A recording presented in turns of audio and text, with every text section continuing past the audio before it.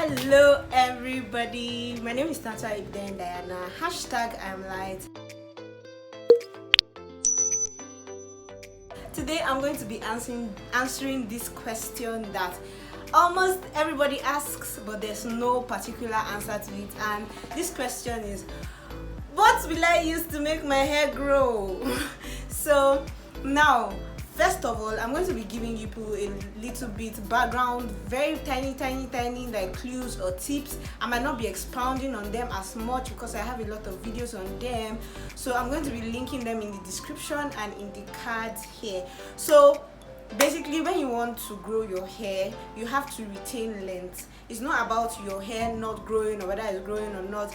Everybody's hair grows, and an average of 0.5 inches every month.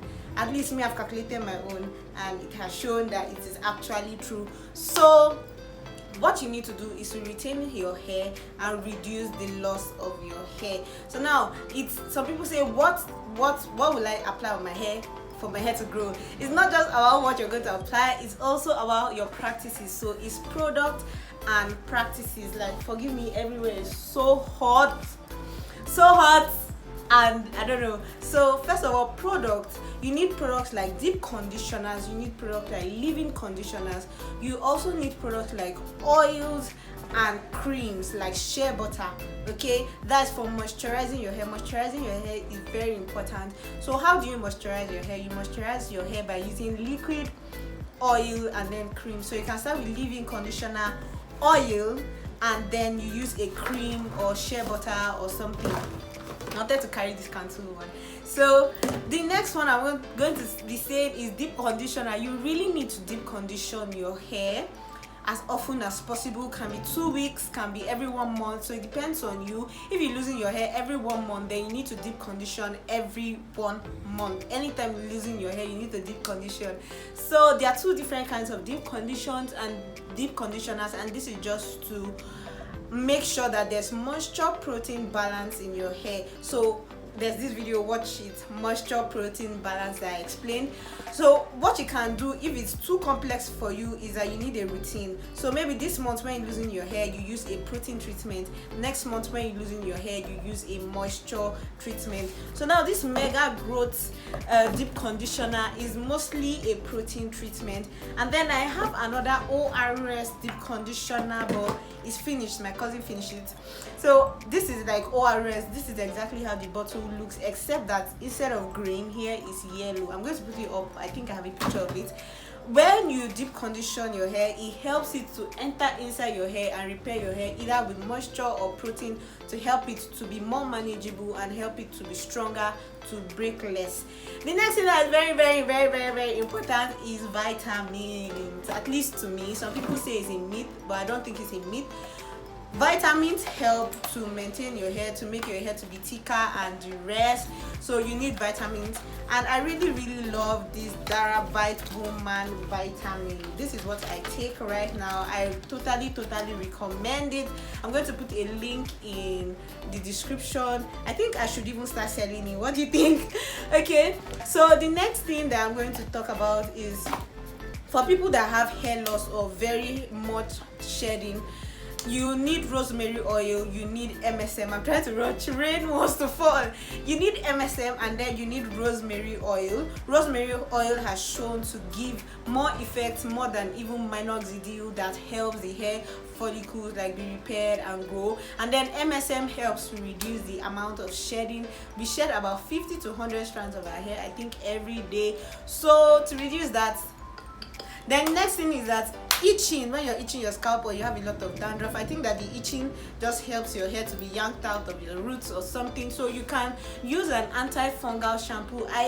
After all my research and everything, I think that a medicated anti-dandruff shampoo or antifungal shampoo is the way to go.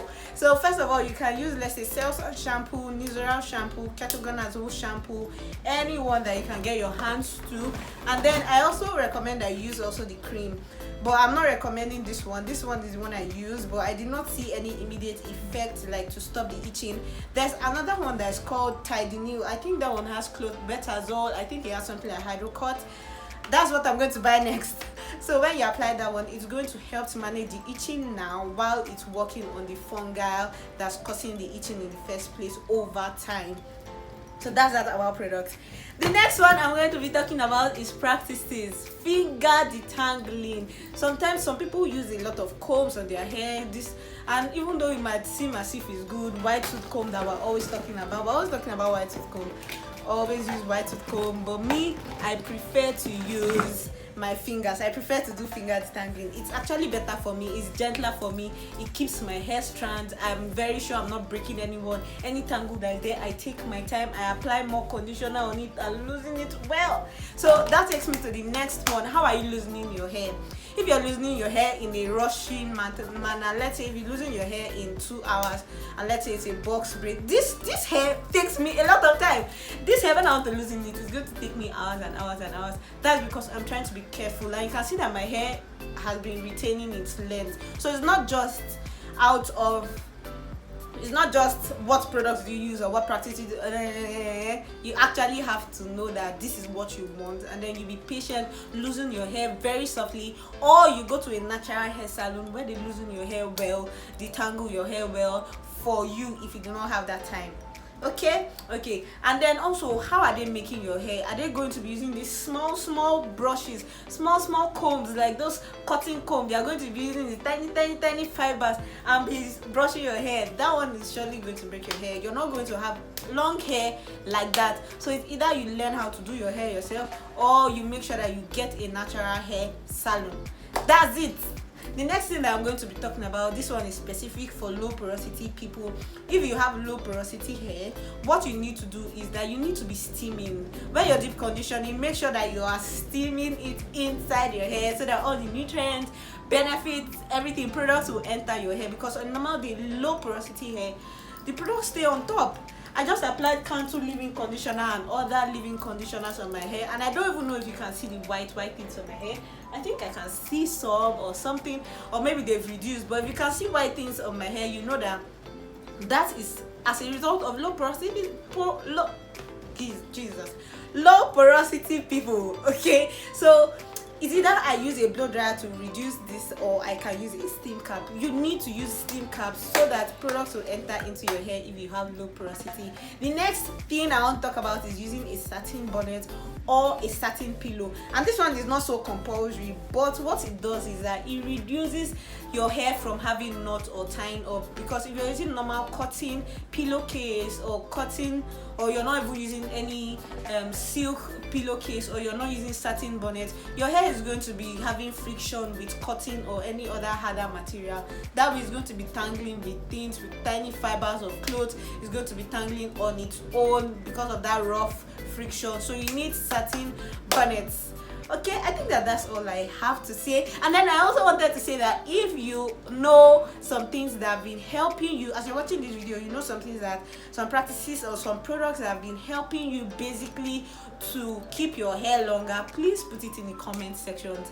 And please, other people, please visit the comment sections and read on what has been helping people, so that you know what has been helping you and what has not been helping you. I'm trying to make this video as basic as possible, because a lot of people that are asking these questions, they are beginners, or they are the kind of natural hair people who don't like to research. They just want to have grow long hair. They don't like to research, they don't like to do the right things, but they want to grow long hair. Why do I feel like I'm really harsh? I'm very sorry, I don't mean to sound that way, but it's the truth. So anyway, thank you everybody for watching.